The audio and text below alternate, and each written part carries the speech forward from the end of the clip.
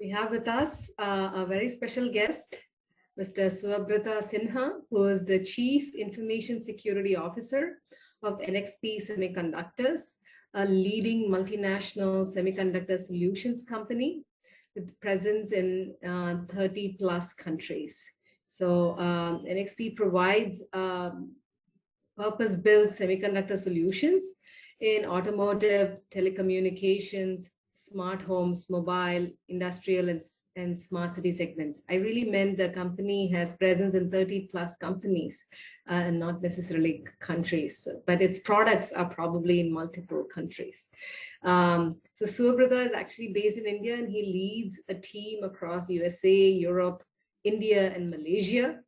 And before joining NXP, he was the vice president of Bank of America Continuum India, where he had created from scratch their information assurance center, leading over 200 plus information security professionals, and they were present across multiple countries. The team was in charge of security operations, the ArcSight CM platform operations, identity and access operations, threat management, remediation, insider threat monitoring, incident response, access security operations, supplier security assessments, and business continuity planning. He was also spent a good deal of time actually as a director for digital security and risk engineering at Microsoft India. We are so grateful to have his presence, to have taken time from his very busy schedule to be with us today. In my own past life, as part of the semiconductor industry, I did not really know that information security at that time was really so important, but I'm very, very happy to see that it is becoming very mainstream, even in these spaces. So very much look forward to your talk, Subrata. Thank you. So let me go to sharing my screen.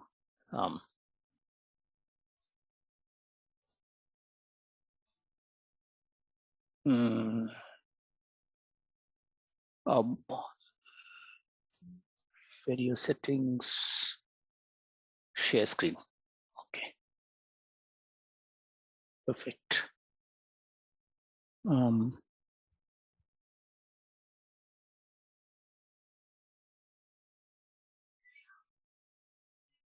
Okay, can you possibly see my screen? Not yet. Okay, then I'm doing something wrong.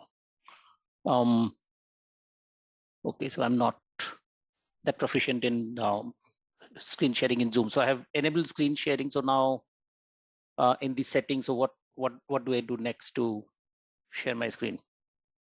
Share my windows rather.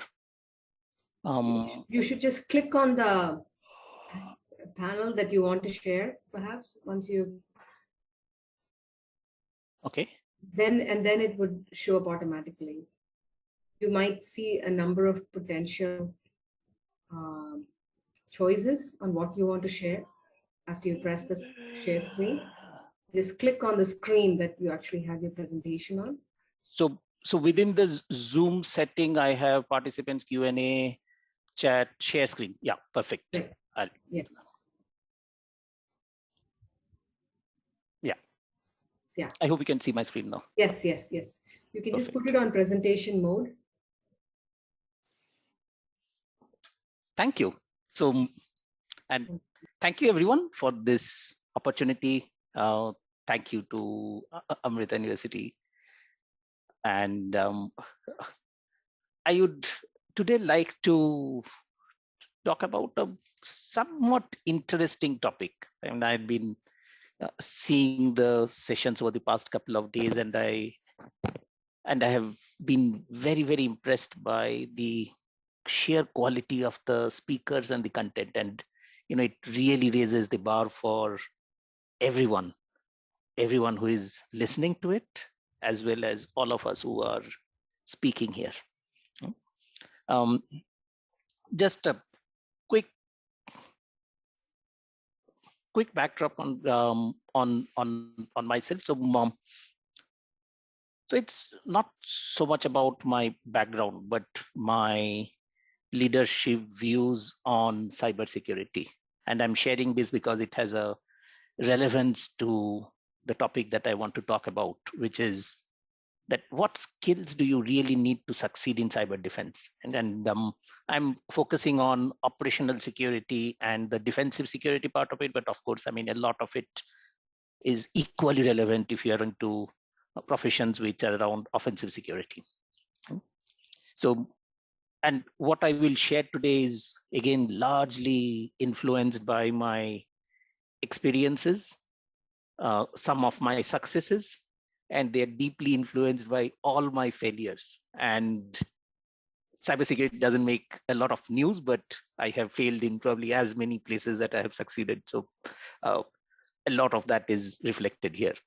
So number one, what I firmly believe in that is that security has to be engineered in. Right? You cannot, it is very, very difficult to retrofit security, just as it is very, very difficult to retrofit quality once your product or solution is out in production and being used by users 24/7. So it has to be secure by default. And secure by default is very interesting because it almost presumes, a all-knowing omniscience, right? Which we are not, right? So it's secure by default is about making reasonable attempts to make our products secure based on the knowledge that we have. A year from now, 2 years from now, new exploits will show up, new vulnerabilities will show up, new sources of compromise will show up. And then, of course, we have to go back and recursively make changes into our products and solutions.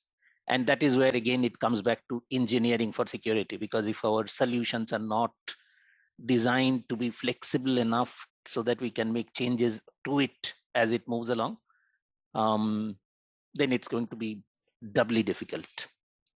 Third, and this is something I will talk about at great lengths subsequently, is user-centric security. Again, the third point is very particular when it comes to the operational security environments. Why? I'll come to that. Secondly, fourth point is secure the data, but also secure through data. A lot of what I will share is that a lot of cybersecurity approaches tend to be driven more by reaction to things happening in the world around us. While that is important, it also results in what I call management through intuition. You feel, you intuit, you observe, and you react. That in some cases, especially in crisis, that is important, but it is not enough to analyze the data that we have and proactively see, how can we secure our organizations by what the data tells us. Next, the whole spirit of fix and move on. Don't look back. Don't avoid recriminations on yourself. Avoid recriminations and fixing blames on the engineering teams. Avoid virtue signaling that we are the security team. We obviously knew what is best every time, which is often not true. Lastly, of course, the standard caveat that all opinions in this session are personal. And before I start, again, I want to say thank you to all of you. What I really love is interacting with the student community and the academia. It teaches me a lot more than what I share. And that's what I find so exciting. Usually, I really love these interactions in person. I have traveled all over the country to be in these kind of forums, but obviously these are different times. But I really look forward to visiting your campus in person at the earliest possible opportunity.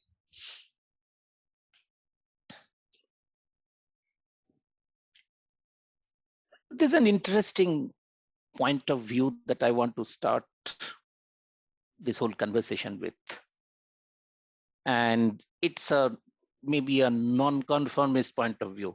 I don't know if you have seen this perspective before, but I can assure you it is largely true that cybersecurity is 90% grunt work. You'd recognize this advertisement. I mean, it's nobody really knows whether it is true or not, but it's largely attributed to Ernst Shackleton, who gave this advertisement for his famous expedition crew. And surprisingly, of course, I have added the women and part of it for our mission.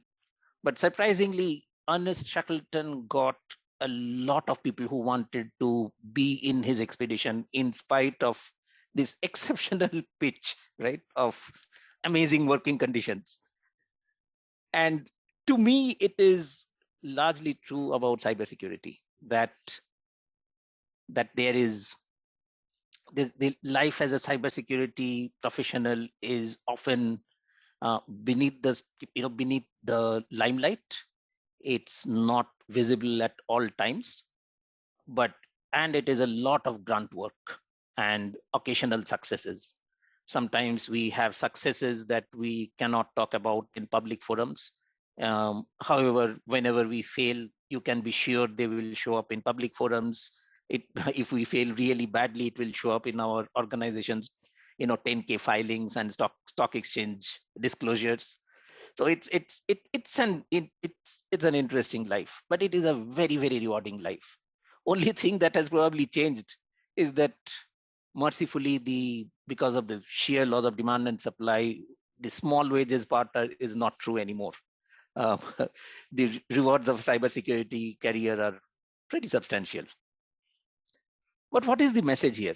The message here is that, I mean, what I say is that cybersecurity is not for everyone. I mean, you have to have the passion for it. But also, what I wanted to say is that, as in any ship, we need a range of skills to run the ship. So cybersecurity is not just about only developers. It is not just about only penetration testing. It is not just only about operational security. It is all that and a lot more. And increasingly, what I am very, very convinced about is that to be really good in cybersecurity, we have to think differently. And that needs certain additional competencies and additional skills. Again, in my role as a CISO, if I look at it, not everybody needs to have, or not everybody has every skill. But as a team, we need to have a diversity of these skills.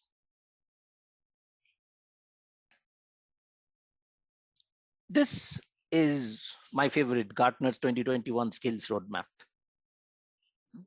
And what I want to point out is that if you look at it, it has an amazing number of cybersecurity related competencies listed, right? So if you look at it, y-axis is the number of job openings, risk, it is rank ordered based on the number of job openings, and it has a legacy and niche on the x-axis. Right? So if you look at it, there's a huge number of cybersecurity skills. We have endpoint security, which has been around for a long time, cloud security, we have application security, which we recognize, security architecture. It is becoming a lot more important.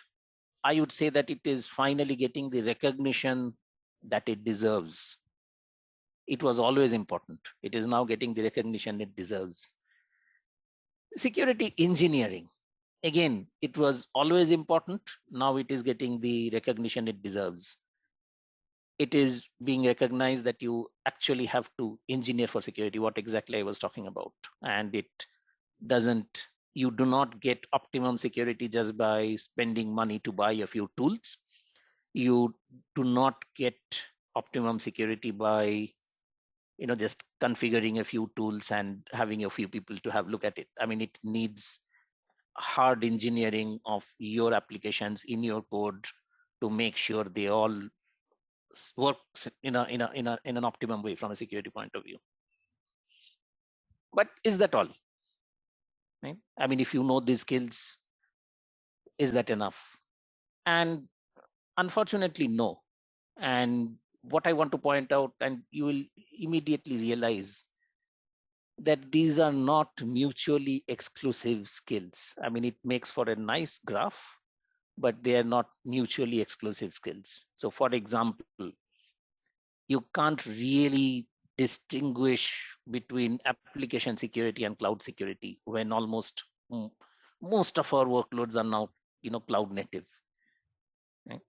you, if you are a full stack developer, or if you are part of a DevOps team, right? I mean, application security and cloud security, you also obviously have to have a good grounding in data engineering, right? In DevOps teams or SRE teams, you have to know about CI/CD. You have to have these skills, right? Um, you depending on what role you are in, obviously you have to be fairly proficient in implementing identity and access the right way, right? So often it being a security professional and mastering security skills mean a lot more than this, right? And it is also interestingly a constant journey depending on where your passions lie and the kind of opportunities that you leverage. But the secret to success is, the way I look at it, is that you have to be a curious person and you have to be a curious learner at all times, especially in security, because when things go wrong, they go wrong really fast, and you do not have the latitude, you do not have the flexibility, you do not have the time you need to do a structured learning and then go back and fix it. You have to go and fix right there and then.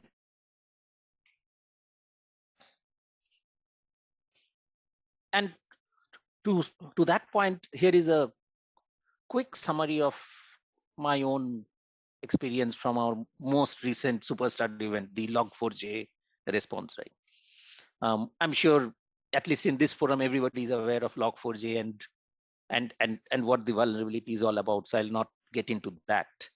But what you may not realize from your perspective as a student is how difficult the problem is from when it comes to existing businesses and enterprises which have large number of applications. So you have your own code which may be vulnerable. You may have tools which you have been using which may be vulnerable. You may be using open source libraries inside your code which may have been vulnerable. You may not have a catalog of what you have used, which may make the issue difficult. You may have been using applications built by others inside your stack, right? Because you are providing a seamless experience to the end user, and within that you are serving content from another application, and that that that application developer may be disclosing that they are vulnerable, or that they have fixed it and now you need to go back and recursively fix something. And it becomes more of a coordinated, massively complex project execution more than about individual heroism. And just from our perspective, when we set up our focus group to address the problem in our organization, and these are some of the roles that I could remember from our team's channel. So we had enterprise architects, we had network security, we had Unix, Linux admins, Unix, Linux SME, security SMEs. We had application developers and the developer teams. We had the site reliability engineering teams. We had website admins. We had our corporate communications team, so that in case we needed to communicate something internally, you have to be sure of how you do it. We had occasional inputs from legal and many more. And even with all of these people, right, the security team had to learn about both hard technology and some softer skills at a very frenetic pace in this 1 month period. And of course, I mean, if you remember back my first slide, and about life as a security professional. We all had to say bye-bye to Christmas and New Year. Right? So, but what we also realized that it takes a whole team to solve a problem. Just as it, I mean, to paraphrase it, there is a saying that it takes a village to raise a child. I would say it takes a village to solve a problem. And it is really about individual heroism, right? So there have been a few heroes and stars in our large team who stood out, but their work was also built on the shoulders of others who contributed within their teams. And it's it we, all of us and all of my team members, realize that, to be really successful, we need to not just keep improving our technical skills, but also we have to build on other competencies. So it's, from an organizational point of view, it's, you can have all the technical experts in the world, but still, how you build security has some more elements to it. So the question is, if just hard technical skills are never enough, what else do you need? What are the others?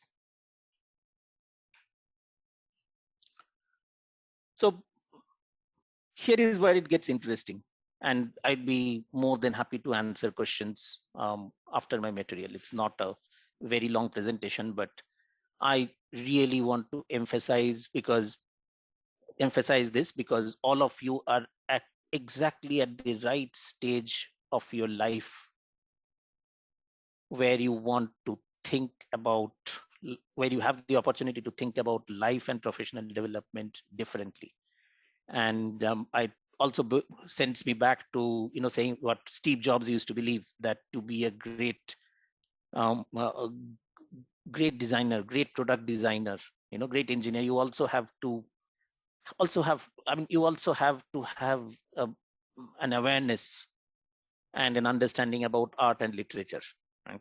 It's when it comes to security, it is very, very similar, because to me, one of the best qualities a security professional needs to have, over and above the hard skills, which are absolutely critical, is psychology. If you are thinking about, what books, okay, I am starting my security career in 1 semester or 2 semesters, I'm fully set, I want to go and do absolutely awesome work in some leading organization in the world, or even a startup, right? So what else should I be reading about? What else should I know? Number one, I would say, is psychology. Security does not exist in a vacuum. Security is all about human beings and their interaction. The bad guys, the bad actors, the state-sponsored actors, the hackers, they are all human beings. You will, unless you're running your own one-person business, you will be working with other people in your company or your startup, other developers, other administrators, other users. And again, they are all human beings. They think differently. They have their own points of view, and having a perception about human and social psychology is absolutely critical to driving security. Right? And let me take the first example. This one is this. All of you are aware of it. This is the Facebook safety check, and they run it for earthquakes, pretty much any natural disaster, or even things like terror attacks. So it's a perfect instrument, perfect example of how Facebook uses social psychology to influence action. So you get something of value, that your network knows that you are safe. Does it have any security implication? I don't know if you have thought about it, but absolutely it does, because most hackers are extremely active during moments of crisis. Whenever there is a whenever there is a natural disaster, whenever there is a significant outage, like the hacking activity goes up exponentially through the charts. And we have seen this, from our own records, every time there has been natural disaster and things like that. So the attempts to, for credential theft goes up, phishing goes up exponentially, and a lot of it is also often very targeted. So even companies like Facebook actually use these to also set your IDs into enhanced monitoring, so that your IDs does not get compromised at a time when you are physically in a vulnerable place. So, social psychology to influence action. So the this the group that you work in, your work group, the organization that you work in, the team that you work in, each one of them have a certain social psychology. And as a good security professional, whether you are in the role of a developer, or you are in the role of a security admin or a threat analyst, you have to constantly explore how you can use social psychology to influence and impact. Because often, again, as security professionals, our key skill is influencing without authority. Hardly anybody in that whole company will report to you, right? So you have to influence their action without authority. And psychology and a good grasp of psychology plays a huge part in that. How do you once, so you think you have, and this is a practice and learn discipline, right? I mean, you introspect, you practice, you get signals, you learn, you keep moving on. So once you think you have figured out the social psychology of your cohort, how do you make it work? So one of the most popular techniques I have listed here, but there are many others. I strongly encourage you to read more about social psychology in organizational dynamics. One of the best things you can implement is practice, right? I mean, routines that encourages users into a certain practiced habit, right? And that practice then becomes habit. And if the habit has a positive reinforcement to security, your security will keep improving. And a good example of that, so this is a screen grab from Microsoft 365's phishing attack simulation training, right? And it can use this to send out phishing attack simulations. And if the user clicks it, she or he will get a bingo. You clicked on it. Now you can use that either to give you either to guide them to a micro training, or you can send them a message. And then you can actually analyze which parts of the organization makes these errors more often, and which countries is more vulnerable than other countries, which cohorts are more vulnerable than other cohorts. And you can drive security through data, because if you send one email to the whole company, everybody will delete it. But if you know that in India, the sales team is particularly vulnerable to phishing attacks, that is where you will focus. If your data tells you that the CFO's organization just before quarterly results is more vulnerable to phishing attacks, that is where you will focus, right? So it helps you reinforce a habit, drive positive reinforcement, and improve security through user actions. And that brings me to the last one, which is around positive reinforcement. How do you make practice into habit, and how do you make that habit drive positive reinforcement? And here I have the example of a very interesting company that we use. It's called Hunt. So it's also a product for phishing simulation, but it completely changes the thinking to say that, instead of naming and shaming, we will turn it into a competitive game, and it will reward users to solve a simulated phishing attack.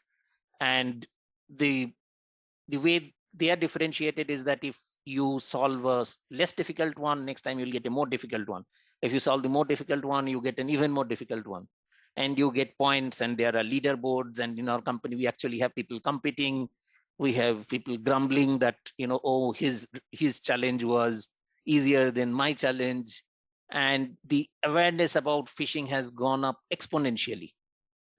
Um, we use this tool even to send out phishing simulations in different languages. So we hypothesize that if you, let's say if you are an Indian, you will always click on some Bollywood email in Hindi, right? And that's the hypothesis. Then we do a simulation that tests that hypothesis, and then we realize, oh, it is true, right? And if we can figure it out, the hackers sure as hell know it. So then what do we do in terms of training? So it builds that positive feedback loop and positive reinforcement. So coming back to this whole construct, that as a security professional, you would be very well served to study about psychology with whatever time you get and the time you think you can invest. This is a skill that will really help you become a better security SME. You will the ability to gauge the psychology of your cohorts, the ability to outthink hackers and adversaries, the ability to influence large teams of large numbers of human beings through subtle signals that you inject into the system. It is actually evolving into one of the most creative but also the most powerful instruments on how organizations drive security. Mark my words, you will hear a hell lot more about it in 3 to 5 years time. But the time to invest some time in learning more about it is right now. Second one, and this is something that I'm very passionate about. It is influencing user behavior through design, UI and UX, right? And we all know that we also, as a good developer, we also have to be perceptive about user behavior and then make that influence our design. So design influencing user behavior to more secure habits, and using telemetry to analyze user behavior to keep changing your design to make it more effective. That is the next level of how you will be successful in improving security.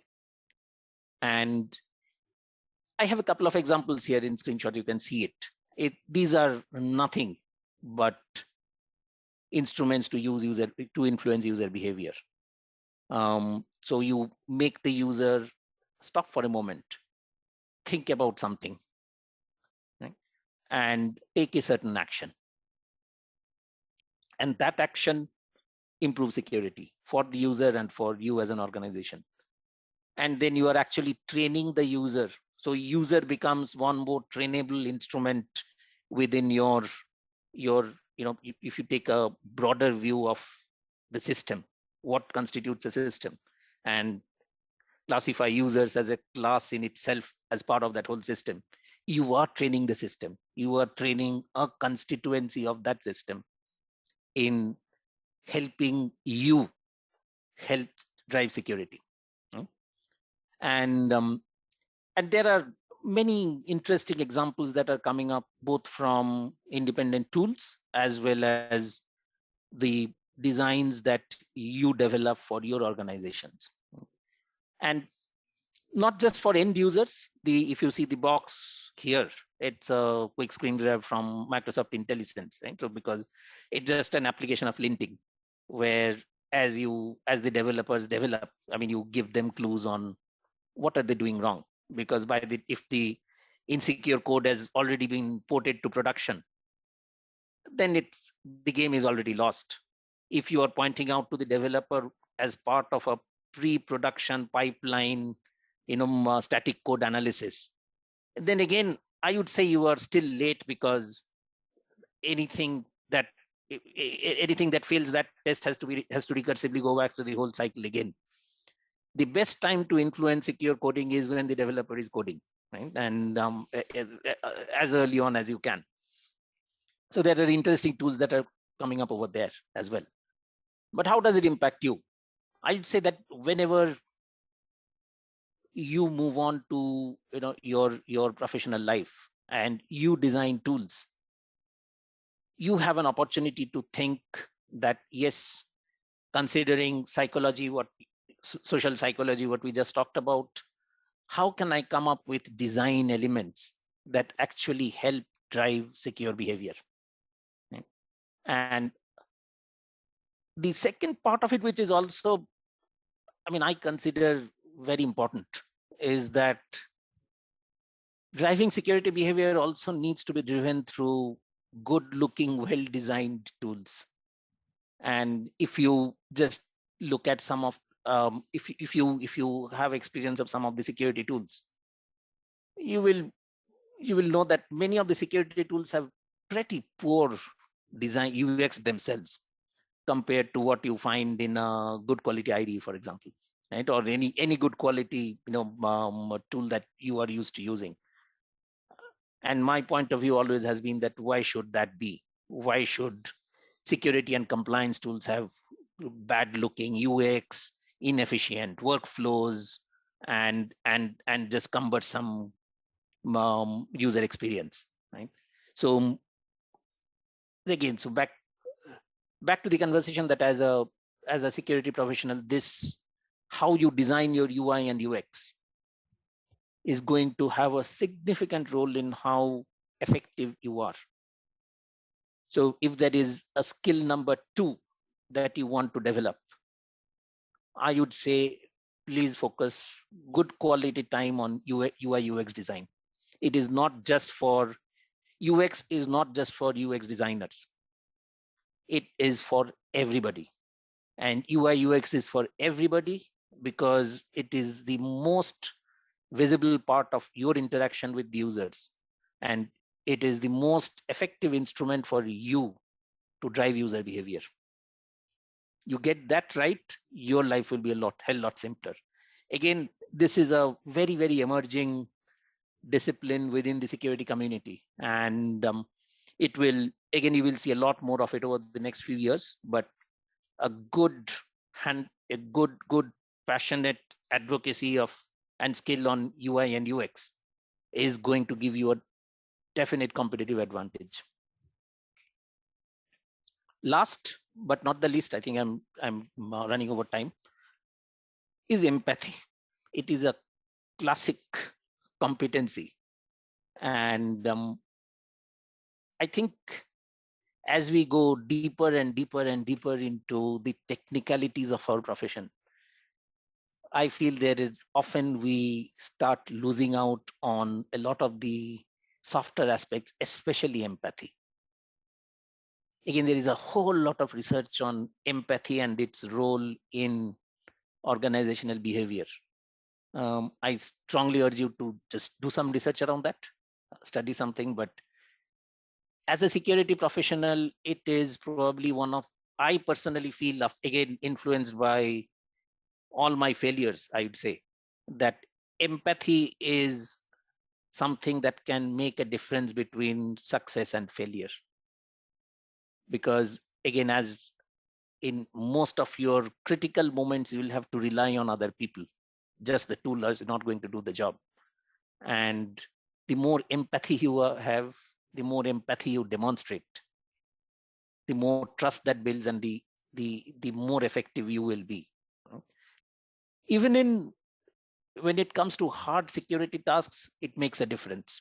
Right? So there is this whole concept of user-centric security versus analyst-centric security. And I think my best analog would be to ask you to think about, let's say, maybe your college attendance system. Right? I mean, is it easy to fill, or is it easy to, which is the user-centric approach, or is it designed in a way that is easy to count attendance, which is a analyst-centric approach, right?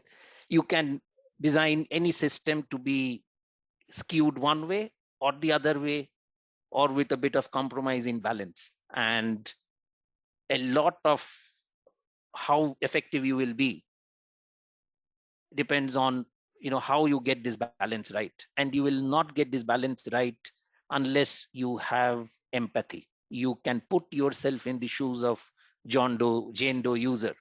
You can put yourself in the shoes of your customers and say that, what does the experience look like from her point of view, and how can I make my security tools and processes better to help serve them while it also serves us, right? And again, that brings us to the trust and the ability and willingness to listen. And lastly, just accept that you can't solve everything right now, which brings me back to my first slide where I talked about the whole attitude of just fix and move on, stop recrimination, stop finger pointing, stop virtue signaling, work together with the rest of the system. Right? And with that, I pause for questions. Thank you, Subrata. It was an excellent talk. I've been getting messages from a lot of people saying so. And I think you can see some on the chats yourself. I had a question actually, like really looking at, since you are at the helm of the semiconductor industry, what do you take as precautions to be able to look at vulnerabilities on chips, etc.? Because these are very, very expensive products, and once made, almost difficult to really do anything about it once it's gone into, an end application or a hardware device of some sort. Tell us a little bit about your experience with really dealing with cybersecurity issues, within these semiconductor space. What do you do before? What do you do after? Yeah, so thank you, doctor. It's an excellent question, and me in my role, I interact with it in two different ways. One is the chips that we make and we sell to our customers, right? But even before, and the second is that as a enterprise, right, we have, let's say in our factories, we have IoT devices, right? And those come with their chips. How do we secure those, right? So there are both aspects to it. But before that, there is I wanted to make everybody aware that there is a unique conundrum here, that sometimes our products are expensive, but very often our products are not that expensive. But it goes into an expensive product that gets sold to the customer, right? So you may buy a F-150 truck, right? And your, like your in-car entertainment may, or your connected car experience may depend on a $25 chip in a $60,000 car, right? And then there is that, and depending on what product you are looking at, right? And you some of the products have fairly long lifespan. A car has a long lifespan, and it is quite a bit of challenge to assure security over a long lifespan. And let me, especially for the student community, let me make it very real, right? I mean, if you are buying a, let's say, last generation car, let's say, like Volkswagen Passat or something, right? I mean, Jetta, right? And it's a 10-year-old design.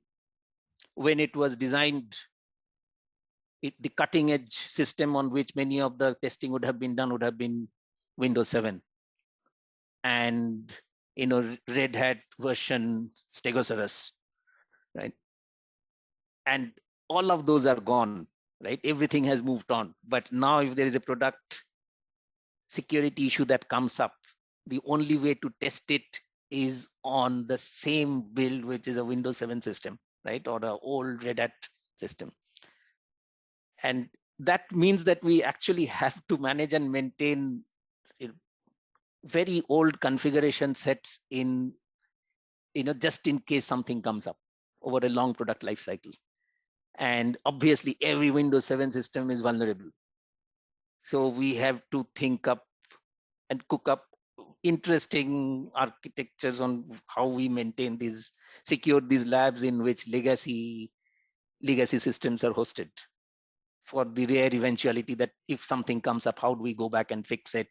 And then how it gets ported to the chips, that's a completely different issue, because in some you can, in some you cannot, right? But as an enterprise, how do you secure the next layer is what makes it very interesting. The second part to that is that, so we have factories, we have offices, we have all kinds of IoT devices and connected devices that are there. And how we secure those is also an interesting question, because as you know, many of the even 5-year-old IoT devices was not designed for security, right? Even you can't upgrade the firmware. Some came with default password. Some cannot support encrypted traffic, so on and so forth. So yeah, so we use some specialized tools to actually discover what is there in our network, and we use some fairly complex segmentation to sort of keep them cordoned off. And wherever we can, we replace them. Where we can't, we take a more defensive approach. And then that's just in the nature of that world. Thank you so much. Thank you really for sharing so much of your wisdom. I think definitely it has opened up several of our thoughts in terms of how to really become a truly successful professional in the long term by incorporating several of your thoughts and insights. And I think that has been the main outcome of what I hear from you from this talk. Really, really appreciate your time, Suvrata. Wish we had a little bit more time for more questions, because I myself have several more, but we do have our next speaker ready. So we will thank you right now, and then, be back for more discussions. Hopefully we'll have more forums to have these, presentations further. So with that, thank you again. Thank you. Thank you. Everyone.